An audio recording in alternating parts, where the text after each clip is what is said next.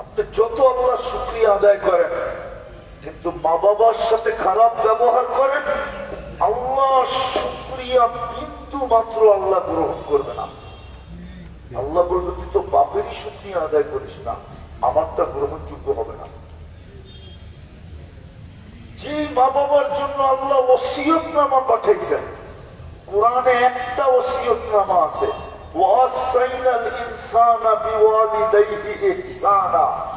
আল্লাহর ওসিয়তনামা এটা। ওই বাবা ইব্রাহিম আলাইহিস সালামের, আল্লাহ বলে আমরা প্রস্তুতি দেখি, কার বাবা দেখি না, কার ছেলে দেখি না। স্বামী স্ত্রী, কুরআন বলে হুন্না লিবাসুল লাকুম ওয়া আনতুম লিবাসুল লাহুন্না। স্বামী স্ত্রীর পোশাক, কাপড়, পোশাক। ফেরাউনের পোশাক ছিল আসিয়া।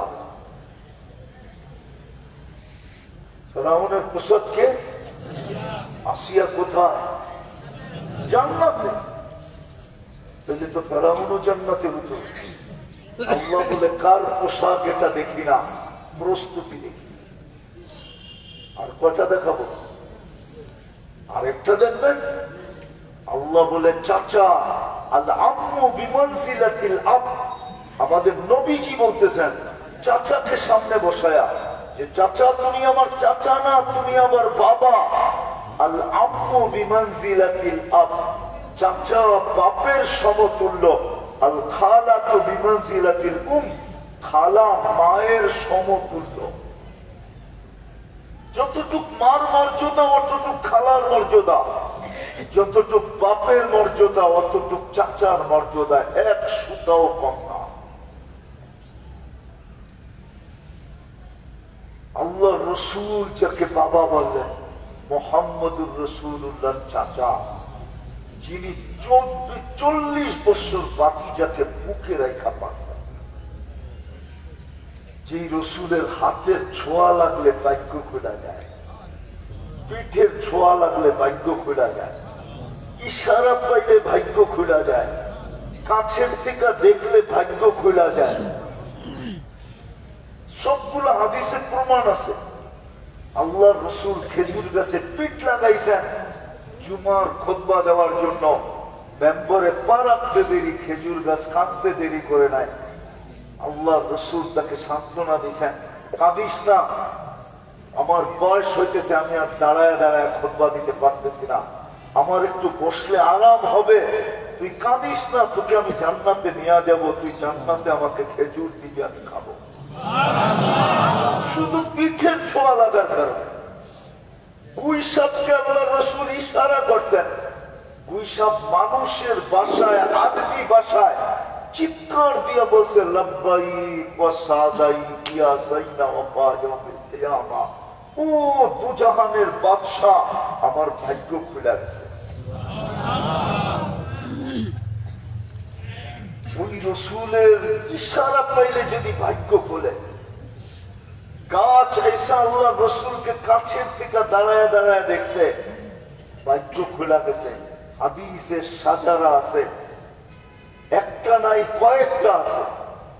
গাছ আল্লাহ রসুলকে কাছের থেকে এসে দেখছে, ওই দূরে ছিল, মানুষের মতো হাঁটতে হাঁটতে হাঁটতে কাছে আসছে, দীর্ঘক্ষণ দাঁড়ায় মন বইলা দেখছে, আবার চলে গেছে।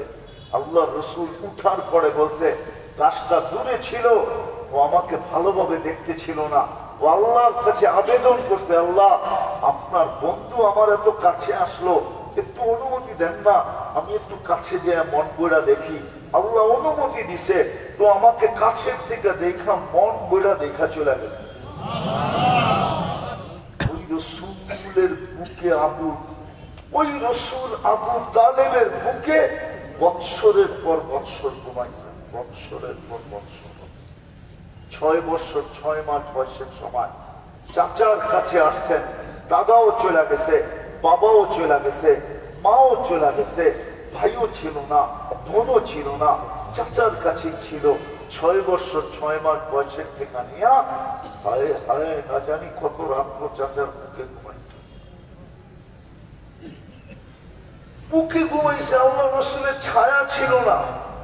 আমি তর্ক বিতর্কতে যেতেছি না। ওলামা বলে আল্লাহ রসুলের ছায়া, কিন্তু একটা ছায়া ছিল, এটার নাম আবু তালেব। ছায়া যেরকম পৃথক হয় না, আবু তালেব আল্লাহ রসুল থেকে কখনো পৃথক হয় না। যেদিন আল্লাহ রসুলের বয়স 50 বছর 6 মাস 10 দিন, ওই দিন আবু তালেব দুনিয়া থেকে বিদায় নিয়েছে। আল্লাহ বলে আমরা সম্পর্ক দেখি না, প্রস্তুতি দেখি। কার চাচা এটা দেখি না, রক্তের সম্পর্ক দেখি না, আমরা তো প্রস্তুতি দেখি। এটা আমি শেষ জায়গায় চলে আসছি। মুন্সির বাজারের মানুষ, ফরিদপুরের মানুষ একটু ভাবেন, যুবক তোমরা একটু ভাবো, বাবনদেরকে বলতেছি যদি শুনতে থাকে একটু ভাবো, আপনারাও একটু ভাবেন, আমিও ভাবি। যে কোনো মুহূর্তে যাত্রার পরিসমাপ্তি করতে পারে, কিন্তু আমার প্রস্তুতি কতটুকু? আল্লাহ তো প্রস্তুতি দেখবে। প্রস্তুতির জন্যই তো আমার পিছনে সেবা, প্রস্তুতির জন্যই তো আমার ভোগ অধিকার, প্রস্তুতির জন্যই তো আমি দুনিয়ার মালিক। নাইলে আল্লাহ দুনিয়ার মালিক কোন সৃষ্টিকে তো বানাইলেন না। দুনিয়ার মালিক আপনাকে কেন বানাইলেন? কোরআন তো বলে পুরা দুনিয়া না, দুনিয়ার ভিতরে যা কিছু আছে সব তোমরা মালিক।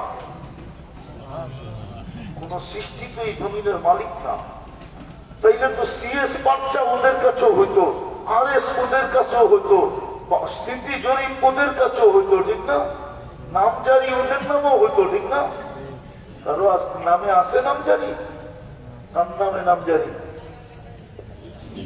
আমাদের নামে, ঠিক না? কে মালিক এই দুনিয়া? এই জমিনের মালিক কে? কে মালিক?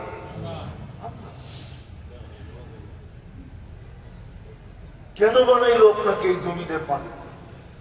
শুধু প্রস্তুতির জন্য। আল্লাহ প্রস্তুতি, প্রস্তুতির ভিত্তিতে আল্লাহ সবাইকে মূল্যায়ন করবে। প্রস্তুতির ভিত্তিতে যার প্রস্তুতি যত বেশি, তার মূল্যায়ন তত বেশি। যেমন বেলালের মূল্যায়ন এখনো দুনিয়ার থেকে জান্নায়, জমিনে হাঁটতেছে, জান্নাতে পদধ্বনি। কে শুনা ঈসা বলছে? কে? মোহাম্মদুর মোহাম্মদুর, আরে পুরাটা বলেন মোহাম্মদুর। পুরাটা যতবার বলবেন ততবার 120 নেকি পাবেন। কত? মোহাম্মদুর রাসূলুল্লাহ যতবার বলবেন ততবার 120 নেকি পাবেন। 12 অক্ষর কুরআনে লেখা আছে মুহাম্মাদুর ওয়াল্লাযীনা মাআহু আশিদ্দাউ আলাল কুফার। 12 অক্ষর, কমসে কম 120 নেকি পাবেন। 12 10 120, 12 10 120 নেকি পাবেন। তো যেটা বুঝাইতেছিলাম, প্রস্তুতির ভিত্তিতে আল্লাহ মূল্যায়ন করবেন।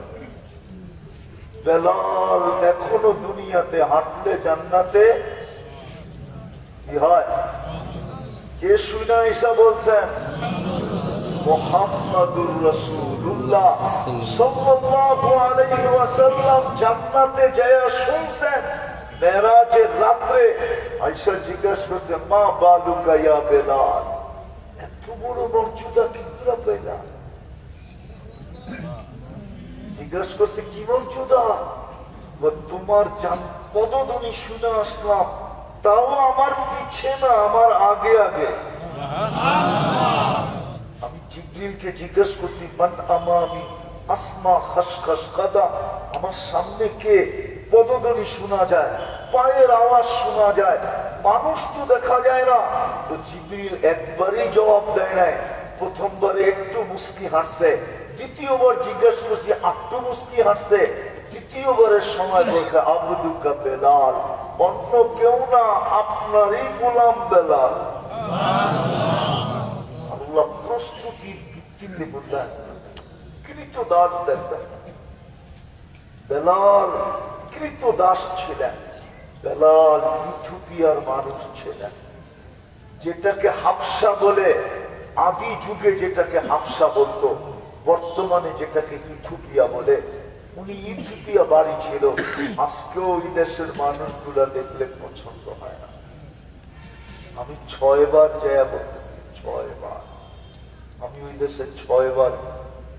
মানুষগুলা দেখলে এখনো পছন্দ না, রং না ঢং, রঙও নাই, ঢং বোঝেন, কাটিং নাই, কাটিং মনে হয় ডাইস সারা বানাইছে, কোন ডাইসের ছোঁয়াই দেয়। ডাইস সারা বোঝেন, মনে হয় বোঝেন। আমাদের তো আল্লাহ ডাইস দিয়ে বানাইছে, ঠিক না? ওটার কোন ডাইস জুইস মনে হয় না। নাক জানি কেমন, ঠোঁট জানি কেমন, মোটা মোটা অনেক পাও দেখা যায় যে কোন ফ্যাক্টরি ওর জুতা বানায় না। ওকে জুতা বানাইতে হলে পায়ের মাপ দিয়ে স্পেশালি জুতা বানাইতে হয়, পাও এত লম্বা। বেলালও ওই দেশেরই ছিলেন। প্রস্তুতির ভিত্তিতে মূল্য। আরেকটা শোনাবো, রাবেয়ার বাড়িও ওই দেশে, রাবেয়া বসরির বাড়িও ওই দেশে। রাবেয়ারও মূল্য প্রস্তুতির ভিত্তিতে। যদিও মৃত্যুর পরে নতুন কাপড় জোটে নাই, রাবেয়াকে নতুন কাফনে দাফন দেওয়া সম্ভব হয় নাই, জোটে নাই। রাবেয়া কৃতদাসী ছিল, বিধবা ছিল, 33 বছর বয়সে মারা গেছে। যেদিন মারা যায় ওই দিন তার কপালে নতুন কাফনের কাপড় জোটে নাই, তার পুরান কাপড়ই তাকে পেঁচায় দাফন করে দেওয়া হয়েছে। স্বপ্নে দেখছে নূরের কাপড় পরা রাবেয়া নূরের জগতে ঘুরতেছে। জিজ্ঞাসা করছে, রাবেয়া কি খবর? কাপড় দেখা বোঝো না, জগৎ দেখা বোঝো না, জবাব দিতে হবে। পুরানটা খোলা রেখা দিছে, নূরেরটা পড়ায় দিছে। কেননা জান্নাতের কাপড় নূরের সুতার থেকে হবে, ঠিক না? কি ভুল বলতেছি? জান্নাতের কাপড় এই সুতার থেকে হবে না, নূর থেকে আল্লাহ সুতা বানাবে। ওটার থেকে আল্লাহ কুদরত দিয়ে কাপড় সেলাই করবে, কোন দর্জি না। ডিজাইন আল্লাহ কুদরত দিয়ে করবে। এই ডিজাইন কে করছে? আল্লাহ। আমাদের কাপড়ের ডিজাইনও আল্লাহ কুদরত দিয়ে করবে। বিদায় ফরিদপুরের মানুষ বলেন, প্রস্তুতি কতটুকু? গত রাত্রটা তো প্রস্তুতিরই ছিল, কিন্তু এই মজমা কতটুকু প্রস্তুতি নিছে আমি তো জানি না। এই যুবকরা কতটুকু প্রস্তুতি নিছে আমি তো জানি না। গত রাত্রটা তো প্রস্তুতি ছিল, শবে বরাতের রাত্রটা তো প্রস্তুতি ছিল, বিশেষ রহমতের রাত্রি ছিল। হাদিসে বলে সূর্য ডুবতে দেরি, রহমতের বৃষ্টি হইতে দেরি হয় না, বৃষ্টি। ওলামারা বলবে হাদিসের আলোকে বৃষ্টি কি? আল্লাহ রহমতের বৃষ্টি দিছেন।